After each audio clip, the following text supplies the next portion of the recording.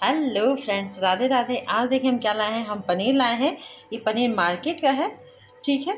तो हम इससे बनाएंगे एकदम इंस्टेंट कलाकंद, या आप मलाई बर्फ़ी भी कह सकते हैं। तो चलिए सबसे पहले हम क्या करते हैं कि पनीर को कद्दूकस कर लेते हैं। कद्दूकस करने के लिए हमने लिया है कि कद्दूकस करने के लिए तो हम सबसे पहले इसे कद्दूकस कर लेते हैं। तो ये देखिए हमने इस तरह से कद्दूकस कर लिया है। ये थोड़े बहुत टूट के गिरे हैं, तो इसे भी हम यूज़ करेंगे। तो सबसे पहले हम बैठाएंगे यहाँ पे कढ़ाई। तो यहाँ हमने कढ़ाई बैठाई है, इसमें हम डालते हैं 1 चम्मच घी। ये रही हमारी कढ़ाई, तो हम इसमें डालते हैं 1 चम्मच घी। घी आप कोई सा भी ले सकते हैं। और फिर हम इसमें पनीर को डाल देते हैं। आँच हमें मीडियम रखना है।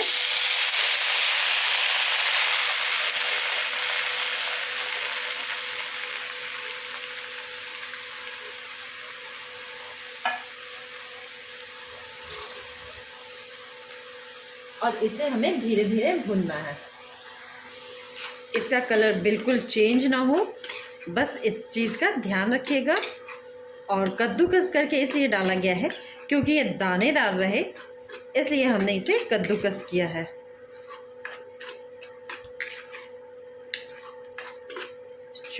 चलिए थोड़ी देर भूनने के बाद हम इसमें डालेंगे 2 चम्मच के करीब चीनी।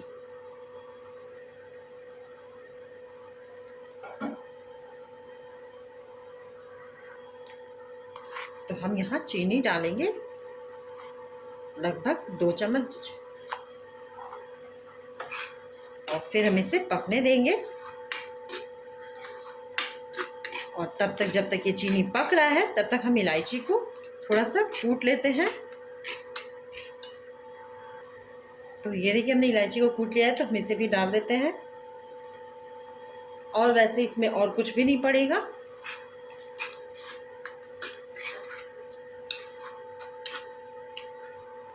अब हम इंस्टेंट के लिए ये मिल्क मेड यूज़ करेंगे।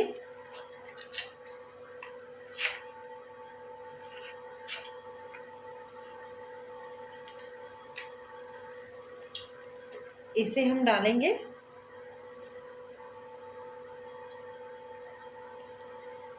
ये 200 ग्राम का पैक है, तो हम इसका यूज़ करेंगे। ये वैसे हमने कम मीठा डाला था बस इसी के लिए, क्योंकि मिल्क मेड जो मार्केट का आता है कंडेंस मिल्क, वो ऑलरेडी बहुत मीठा होता है। तो हम इसे भी अच्छे से डालकर और उसके बाद इसे, तो ये देखिए हमने पूरी तरह से इसे डाल दिया है। और थोड़ा सा कलर चेंज हुआ है, मगर कोई बात नहीं। अब हम इसे थोड़ा सा और पकाएंगे, उसके बाद जमने के लिए हम इसे रख देंगे। आप इसका मीठा टेस्ट कर लीजिएगा, तो उस हिसाब से आप इसमें चीनी की मात्रा बढ़ा सकते हैं। वैसे कंडेंस मिल्क मीठा होता है, तो आप अपने टेस्ट के हिसाब से देख लीजिएगा, ठीक है। अब हमें मीडियम आंच पे थोड़ा देर और पकाना है। अगर आपको पूरी तरह से इसे वाइट रखना है तो आप तेज़ आंच पे ही पका लीजिएगा, लेकिन छींटे थोड़े बहुत पड़ेंगे, इसलिए हमने इसे मीडियम आंच पे पका रहे हैं। इससे छींटे तो नहीं पड़ेंगे, लेकिन हाँ, धीरे धीरे पकने की वजह से ये थोड़ा कलर चेंज होगा। क्योंकि दूध जैसे जैसे पकता है, तो आपने देखा है दूध को पकते हुए, दूध जैसे जैसे पकता है उसका कलर चेंज होता है, वो थोड़ा सा लाल होते जाता है। तो वैसे ही ये कलाकंद भी हमारा थोड़ा लाल होते जाएगा।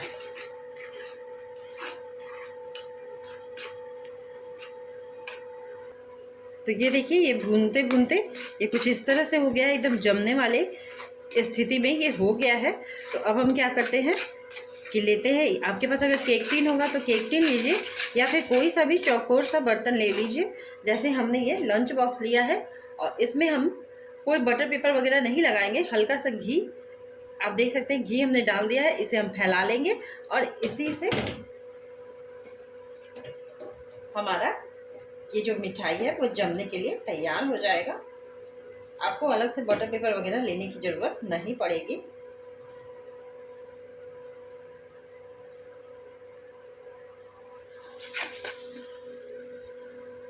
तो चलिए हम कढ़ाई से इसे निकाल लेते हैं।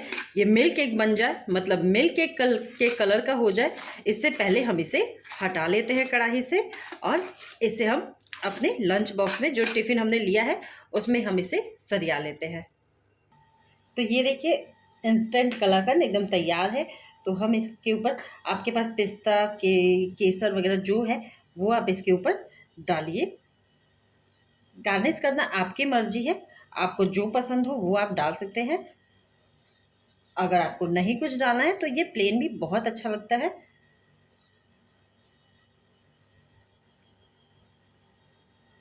अब हम क्या करते हैं कि इसे हम 2 घंटे के लिए छोड़ेंगे, जिसकी वजह से ये अच्छे से जम जाएगा।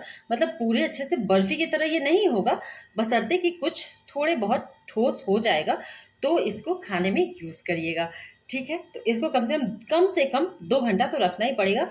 अगर आप पूरी रात के लिए छोड़ते हैं तो और भी बेस्ट है।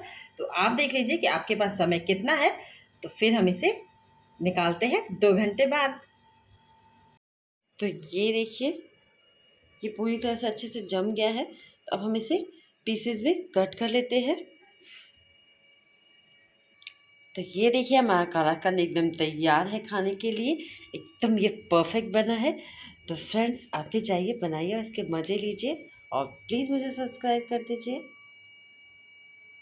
Thank you.